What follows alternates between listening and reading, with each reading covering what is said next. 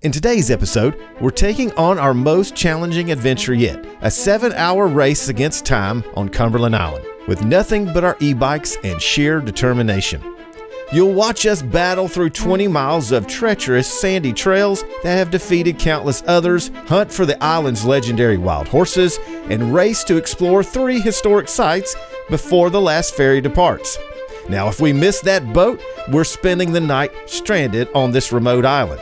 Will we conquer those brutal northern trails? What will happen with this wild horse encounter? And most importantly, will we complete our mission and make it back in time? Or will this adventure turn into an unexpected survival challenge? Stick around to find out.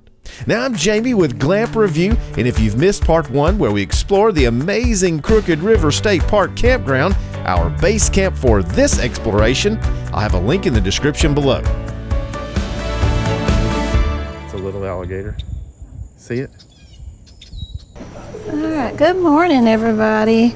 We are on our way to Cumberland Island this morning. Yeah. The lens is fogging up. Yeah. All right, I need a hat. Did you not get a hat? I did not. I'll go get one. So this is the tale of 2 Georgias. We're leaving this moss-draped sanctuary to go to an untamed, wild, remote island that is uninhabited by many people. They only allow about 300 people a day on the island. So they limit that, which is good because you don't want to go to a place like this and it just be wall-to-wall people because you couldn't see anything. You know, you'd see people, so you don't want to see that. So that's pretty nice. They only allow about, what, 30 bikes a day? Yes. Turn left, then slide left. So you want to make sure that you plan accordingly if you're going to do this. You need to do this way in advance. You got to get a park pass, you've got to get a ferry pass, and you also got to get a bike pass. So the bike pass is what you're going to need in order to take your bike. We really don't know where we're going, so you hear the GPS trying to tell us where to go, so you got to have that.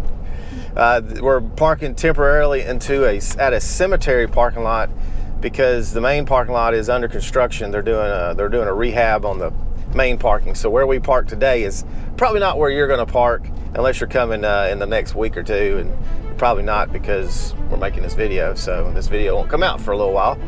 But anyhow, yep, so we're on our way now to visit Cumberland Island. It is a history-rich island. It dates back pre-1735. After leaving our RV at Crooked River State Park, we headed to St. Mary's to catch the 9:45 a.m. ferry to Cumberland Island. The timing couldn't have been more perfect. It was July 4th, and the entire town was buzzing with patriotic energy as volunteers set up booths and hung flags for their Independence Day celebration.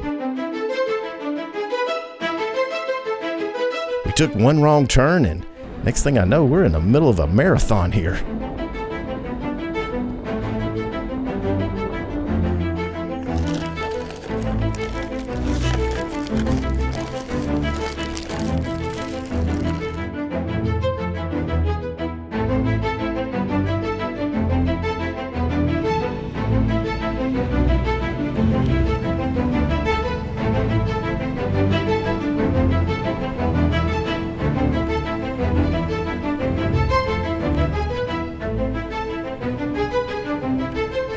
Morning.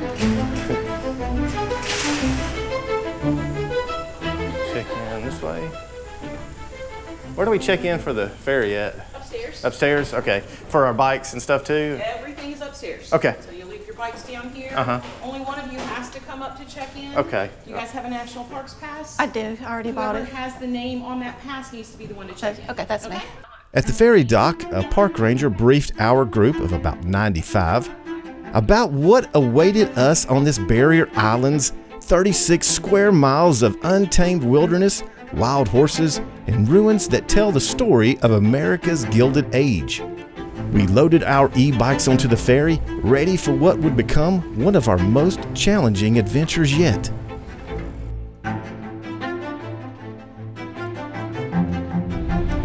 Good morning and welcome aboard the Cumberland Queen 2.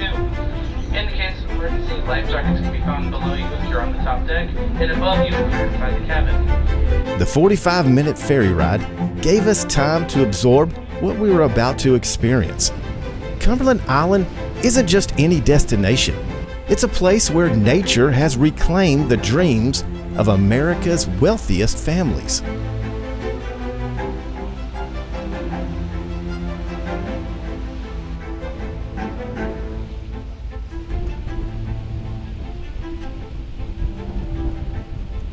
When we arrived, we stayed aboard until the second stop, where bikes and campers disembark. They call this the Sea Camp Dock.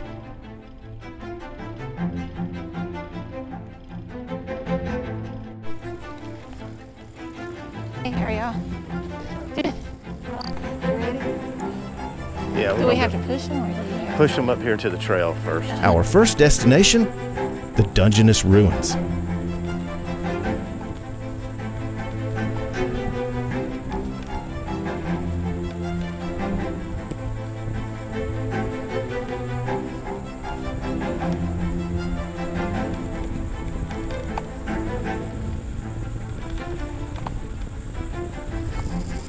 Well, there's been a horse there. Yep.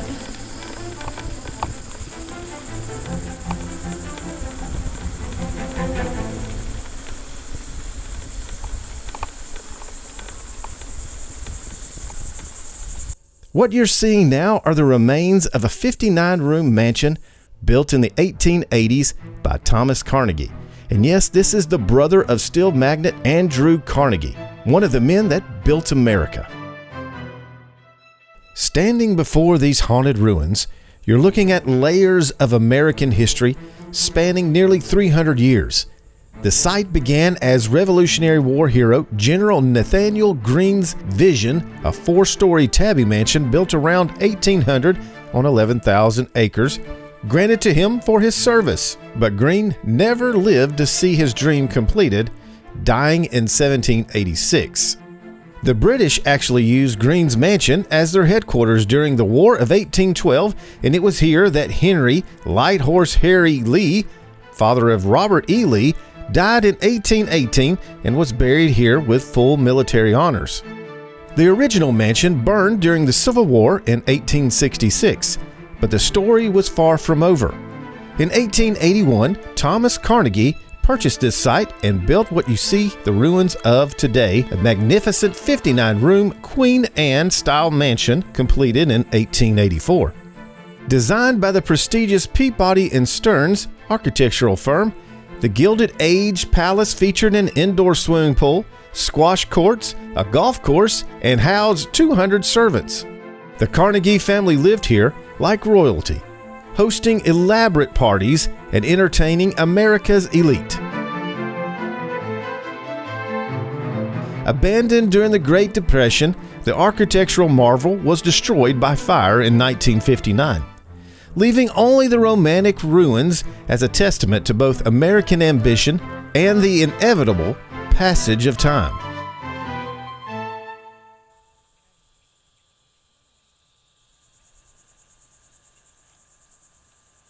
And there they are, our first wild horse sighting. Now, these aren't just pretty animals. These are living history. Descendants from horses brought by English settlers in the 1700s. And there's only about 150 to 200 of them that roam free across this island. Their average lifespan is only 9 to 10 years. That's due to the harsh coastal environment that makes each encounter precious. And look, you could see their ribs. I actually kind of wanted to give them a sandwich.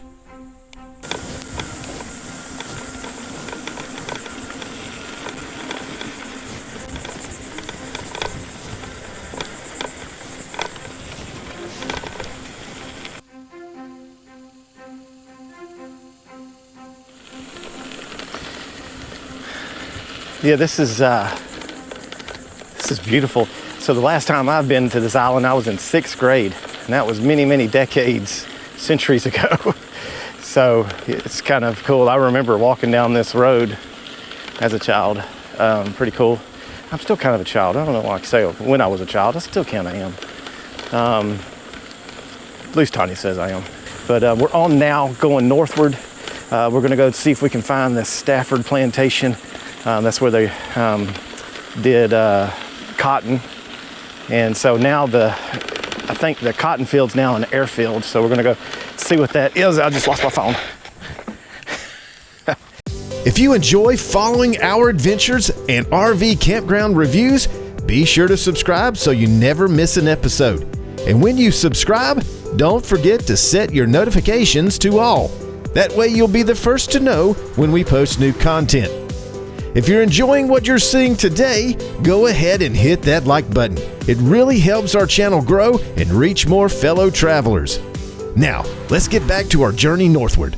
So next we pedaled northward towards the Stafford Plantation, a ride that proved longer and more grueling than we anticipated.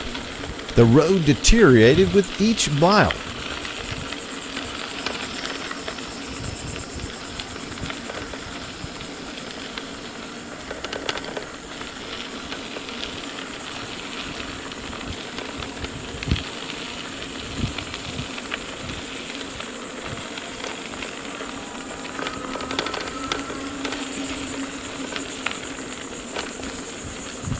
Roads they're kind of squirrely, even with some mountain bike tires.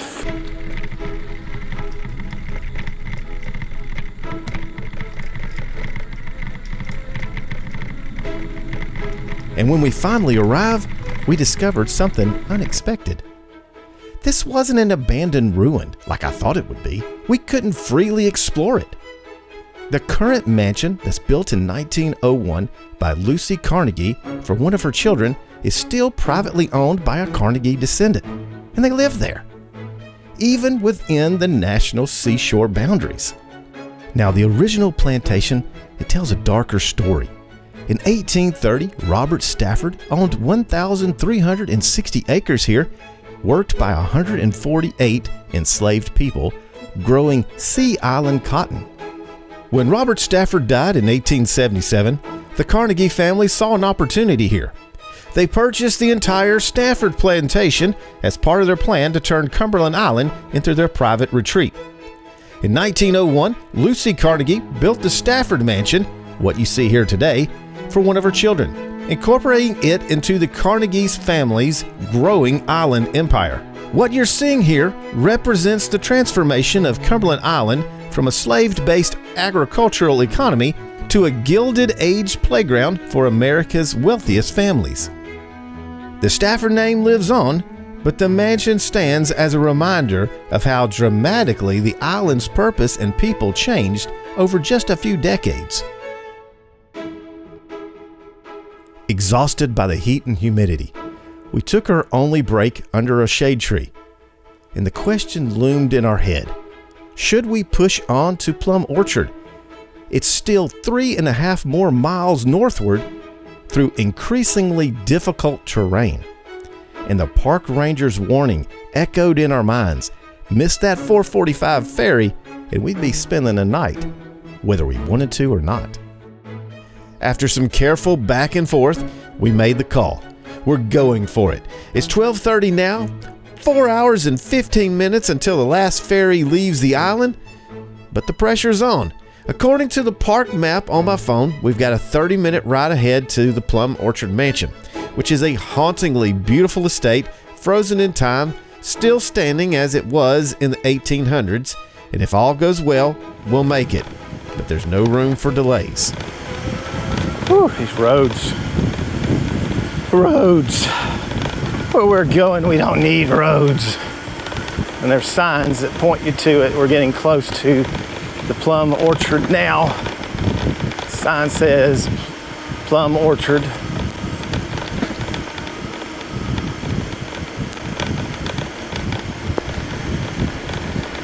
All right, we're almost there. Huh? About 15 minutes down this road. We're gonna go back out that way, get up that main road. No, that is the main road. You don't go that way. That goes to the very far tip north. We got to go back the way we came. That road is horrible. That is the main road. That is the main road. But that said though it went to the main road. That no, straight did. That road takes you up to the north of the mountain, or the island. That's where all the residents live and stuff. This road would probably be better because you don't have people driving down it all the time. Getting close. That opening up there is it. We're gonna take a break for a little bit. This road's a lot better than what we just were on, isn't it? Yeah. You made it, Tanya. That's it.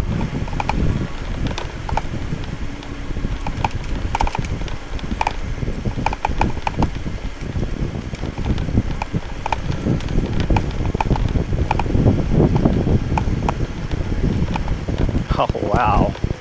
That is a mansion. Wow. It took us 40 grueling minutes to get here, battling some of the roughest terrain we faced yet. The sand was deep, the path was unforgiving, and more than once we had to jump off and push our bikes just to keep moving. It's now 1:10 p.m.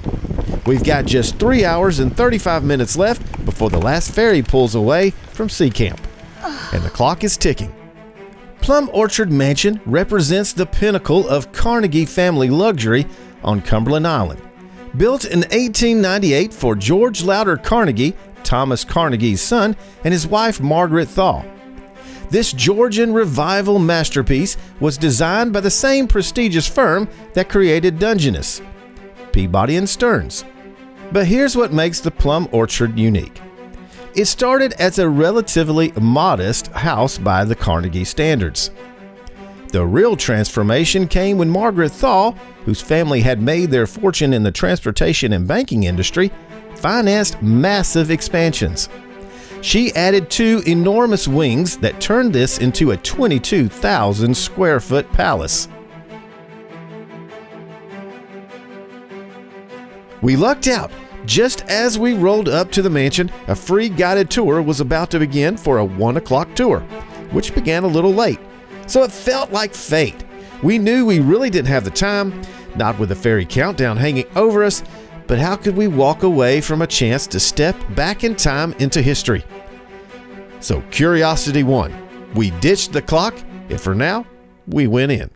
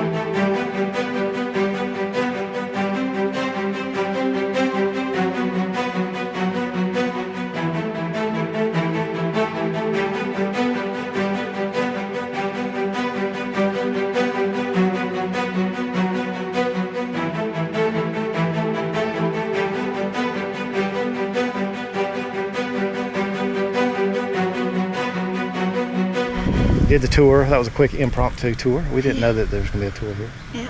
Did you enjoy that? Yeah. You ready to go back now? Yeah. Yeah, it's really hot. It's gonna be a journey. It's going to be a journey. This was hard. This The is very roads hard. are very bad. Roads are Bicycles. rough for bikes. Yeah, very bad. All I'm gonna be right. honest. You going to be honest? I'm gonna be honest. They're very Tanya's bad. giving her honest. They're very bad. The roads. Roads are very bad. Okay. Yes, they're sandy, and the bikes do not want to ride on them very good. Need a fat tire bike. Yeah. Yeah. We just have standard mountain bike tires. Yep. And just a quick pro tip, restrooms are located behind the mansion, up the stairs here, and to the left. It's 2:30 now, and ahead of us lies 7 grueling miles of soft, sandy road, the kind that drags at your tires and steals your speed. The ferry leaves at 4:45 sharp. If we keep riding at a steady 7 miles per hour, well, we'll make it by 3:30, which is plenty of time. But that's only if the sand doesn't force us off our bikes. One slip, one stretch too soft to ride, and we could miss it.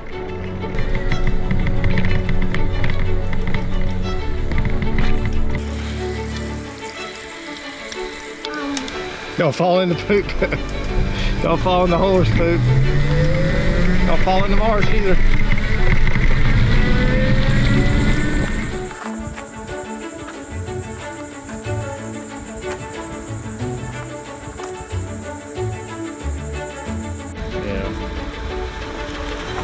Yeah, good. Thank you. Thank you. Careful.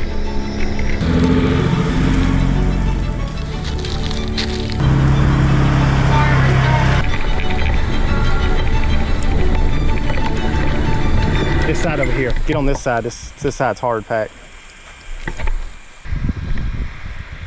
It's that crazy soft sand we was talking about. You have to walk your bike through it.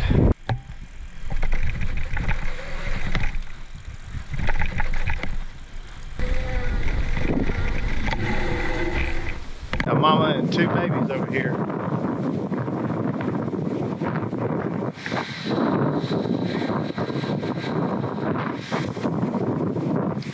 So, see the 2 babies right here? Mama and 2 babies. Mama and 2 babies in the road. I don't know what to do. So I don't know what to do. They got the mama and 2 babies right there. If we go up there, right there, it's gonna spook it. And it's probably gonna get mad. There's another one right over there. So I don't know what to do. Just start walking that way.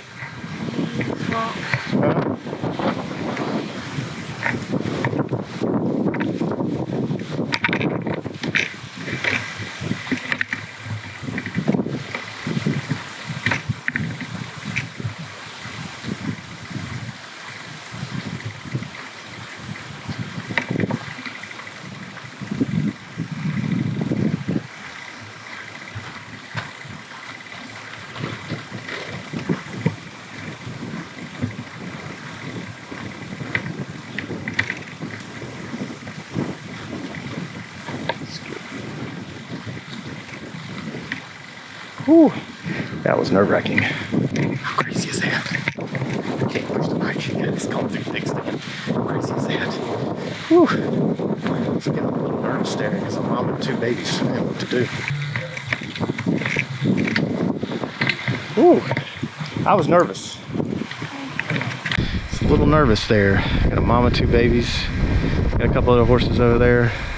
They're used to people, but they say to stay back for 50 feet because they could come after you. We don't know.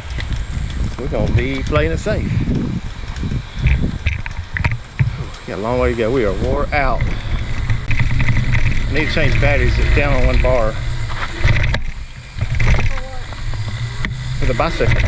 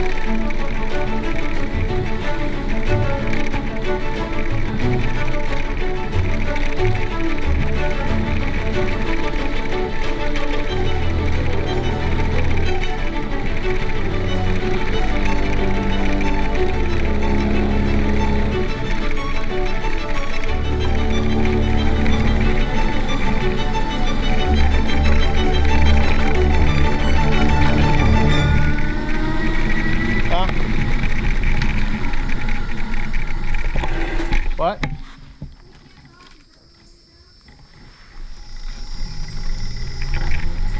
I might walk over to the beach. This is it here, isn't it? Yeah, this is it right here. Didn't that say, what's that say right there? Yeah, Sea Camp Dock. We made it back to Sea Camp Dock with 45 minutes to spare. So this was just enough time for me to hike to the beach while Tanya recovered from our marathon day. Now we've been pushing hard from 9:45 a.m. to 4 o'clock p.m. with only a 30-minute break. And we still couldn't see everything. Well, if you'll notice, I'm by myself. So I'm heading down to the beach now. It's right across from the sea dock, from the Sea Camp Dock. So I'm following this trail. It's going to take me to the beach. It's about a mile walk.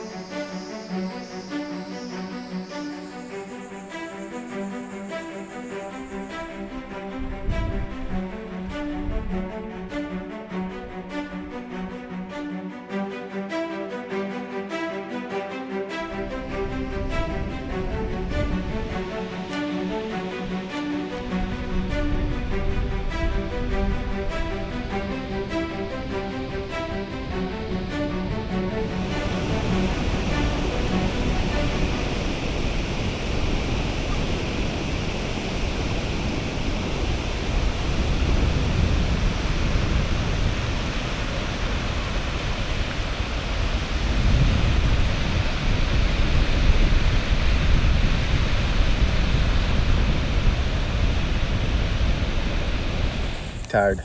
Yes. Electric bikes, I don't care. This was a workout. Those trails were so rough up through there.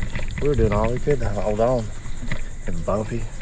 Very bumpy. Yeah, very bumpy. But anyway, this camera's Next real time shaky. I think I will probably do the bus tour if we ever come back. You can recommend the bus tour.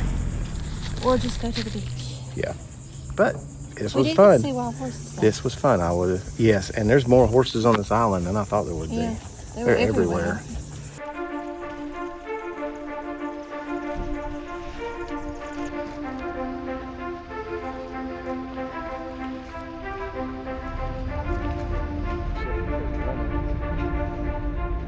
As our ferry pulled away from Cumberland Island, I reflected on what we had experienced. This place is more than a tourist destination. It's where America's Gilded Age dreams crumbled back to nature, where wild horses run free, and where the stories of enslaved people and industrial titans intertwined. Cumberland Island doesn't just preserve history, it lets you walk through it, bike through it, and sometimes you got kicked by it. Some adventures test your limits, and this is definitely one of them. But isn't that what makes the best travel stories?